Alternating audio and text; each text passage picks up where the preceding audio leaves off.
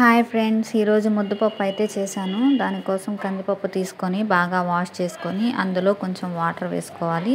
తర్వాత 1 tea spoon పసుపు వేసి ఒక 2 టమాటాలు కట్ చేసి అందులో వేసి విజిల్ పెట్టేసుకోవాలి. 3 విజిల్స్ వస్తే సరిపోతుంది. 3 విజిల్స్ తర్వాత మిశ్రమం అయితే ఇలా వచ్చింది.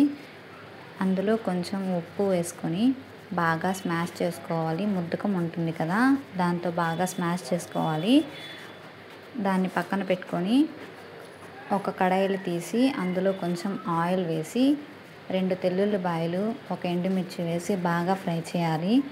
కొంచెం ఆవాలు, జీలకర్ర, కొత్తిమీర వేసి బాగా ఫ్రై అయ్యాక కందిపప్పులోకి అయితే తీసేసుకోవాలి. ఆ పోపుని కందిపప్పులోకి తీసుకున్నాక బాగా కలుపుకోవాలి.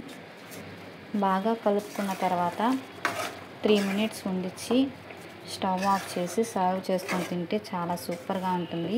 ఈ రెసిపీ అయితే మా మామయ్యకి చాలా బాగా నచ్చుతుంది. మీకు కూడా నచ్చుతుంది. మీరు కూడా చేసి నచ్చినట్లయితే లైక్ చేయండి.